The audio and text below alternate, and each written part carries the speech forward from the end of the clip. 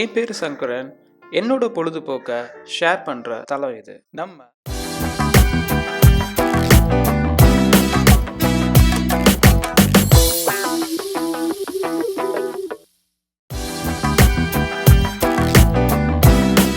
நம்ம Malaysia Singapore ட்ரிப்ல இது கடைசி நாள், அதாவது 7வது நாள். இதுக்கு முன்னாடி வீடியோஸ்லாம் பார்க்கலன்னா ப்ளீஸ் பார்த்துட்டு வந்துருங்க. இது கடைசி நாளுங்கிறனால ரொம்ப எக்ஸைட்மெண்ட்டோட எந்திரிச்சு ஸ்விம்மிங் பூல்ல ஒரு 1 hour ஸ்பெண்ட் பண்ணிட்டு, அதுக்கப்புறம் கிச்சன் ஃபெசிலிட்டி இருந்தனால பிரேக்ஃபாஸ்ட்டும் ப்ரிப்பேர் பண்ணி சாப்பிட்டுட்டு எல்லாருமே திருப்பி சிட்டி டூர் ஆரம்பிக்கிறதுக்கு ரெடி ஆயிட்டோம்.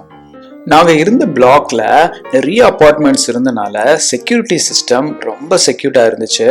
எங்களுக்கு அக்சஸ் கார்டெல்லாம் இருந்துச்சு. அக்சஸ் கார்டு இருந்தால் தான் உள்ளேயும் வர முடியும், வெளியும் போக முடியும். முந்தின நாள் நைட்டு இந்த ஜோங்கர் ஸ்ட்ரீட், அதாவது இந்த கேனலை சுற்றி நாங்கள் ரொம்ப நேரம் நடந்து போனோம்ல, அப்போ ஒரு சைனா டவுன் மாதிரி ஒரு ஏரியா இருந்துச்சு. ஃபுல்லாக சைனீஸ் ஷாப் தான் இருக்கும் ஒரு ஃபுல் ஸ்ட்ரீட்ல. அதை மிஸ் பண்ணிட்டோம். ஸோ அதை இன்னைக்கு கவர் பண்ணலான்னு ஸ்ட்ரைட்டா அங்கே தான் போனோம். முந்தின நாள் நைட்டு இதே ஏரியாவில் நடந்து போயிருக்கோம். ஜனத்தொகை என்னமோ அவ்வளோவா இல்லை, டிராஃபிக் அவ்வளவா இல்லை. இருந்தா கூட ஷாப்ஸ் எல்லாம் கொஞ்சம் கம்மியா இருந்துச்சு. அந்த லைட்டிங்ஸ்லாம் இல்லாம பாக்குறதுக்கு கம்ப்ளீட்டா அந்த ஏரியா வித்தியாசமா இருந்துச்சு. அதனால கொஞ்ச நேரம் அந்த ஏரியாவை சுத்திட்டு நேத்து நைட்டு விட்ட ஷாப்பிங் மாலுக்கே ரீச் ஆயிட்டோம். இங்க ட்ரெஸ் அவுட்லெட்ஸ், அப்புறமேட்டு காஸ்மெட்டிக்ஸ், அது மாதிரி ஐட்டங்கள் இருக்கிற ஷாப்ஸ் எல்லாம் எக்கச்சக்கமா இருந்துச்சு. எல்லா விதத்துல இருந்துச்சு, பெரிய பிராண்ட்ல இருந்து லோக்கல் ஷாப் வரைக்கும். ஸோ அதை ஃபுல்லா எக்ஸ்ப்ளோர் பண்ணிக்கிட்டே இருக்கிறதுல டைம் போறதே தெரியல. அப்படியே அங்க ஒரு ஃபுட் கோர்ட் இருந்துச்சு. அங்க ஒரு சுஷி ஷாப் இருந்துச்சு. அங்க எக்கச்சக்க வெரைட்டியான சுஷி இருந்துச்சு. ஸோ அதை ஃபுல்லாத்தையும் டேஸ்ட் பண்ணிட்டு அதுக்கப்புறம் மற்ற கொரியன் ஃபுட் அப்படி இப்படின்னு இருந்துச்சு. ஸோ அதெல்லாம் டேஸ்ட் பண்ணோம். இந்தியன் மலேசியன் ஃபுட் அந்த மாதிரி எதுவும் உள்ள அன்ஃபார்ச்சுனேட்டா இல்லை. அதனால மற்ற குசின் தான் ட்ரை பண்ண வேண்டியதா போச்சு. அந்த மால்ல இந்த எலக்ட்ரிக் ஸ்கூட்டரை டைனோசரா கன்வெர்ட் பண்ணி கிட்ஸுக்காக வச்சிருந்தாங்க. அது கிட்ஸ் பார்த்த உடனே அதை ட்ரை பண்ணணும்னு ஆசைப்பட்டாங்க. 10 மினிட்ஸ்க்கு இவ்வளோன்னு சார்ஜ் பண்றாங்க. ரொம்ப ஃபேரா தான் இருந்துச்சு. ஸோ 2 பேருமே 2 இதை வாங்கிட்டு ஒரு சின்ன டூர் போனாங்க. உள்ள நிறைய ஃப்ரீ ஸ்பேஸ், ஏற்கனவே பாப்புலேஷன் அவ்வளோ இல்லாதனால இதெல்லாம் அந்த மால்குள்ள பண்ண முடிஞ்சுச்சு. நம்ம இந்தியா மாதிரி மால்ல பண்றது கஷ்டம். என்னோட பையன் 10 நிமிஷம் பத்தாதுன்ட்டு இன்னொரு ரவுண்டு வேணும்னா, ஸோ இன்னொரு 10 நிமிஷமும் அவனா பண்ணிக்கிட்டு இருந்தான். அவன் யாராவது இடிச்சிருவானோ அப்படின்னு அவன் பின்னாடியே நான் ரொம்ப தூரம் ஓடிக்கிட்டு இருந்தேன்.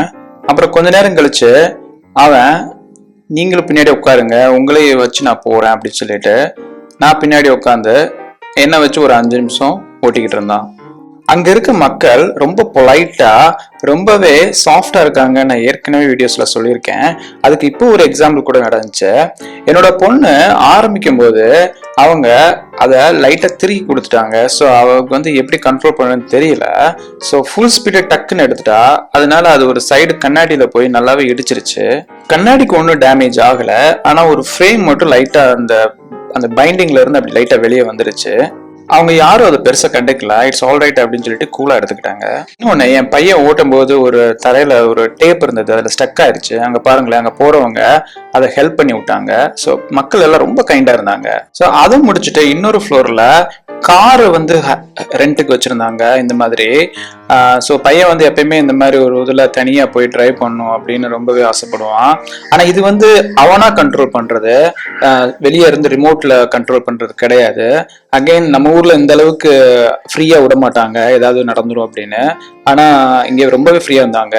இந்த கார்ல ஸ்டியரிங், அப்புறம் கீழே கால் ஆக்சிலேட்டர் கொடுக்குறது எல்லாமே அவனோட கண்ட்ரோல்ல இருந்தது. ரொம்ப ஆச்சரியமா இருந்துச்சு.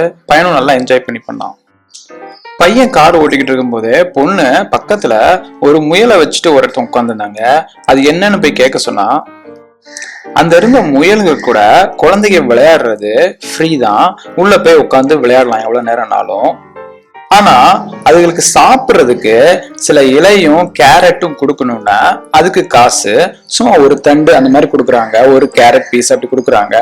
அது வாங்கி குழந்தைங்க ஆசையா அங்க இருக்கிற முயல்களுக்கெல்லாம் கொடுத்து அது மெதுவா சாப்பிட்டுக்கிட்டு இருக்குங்க.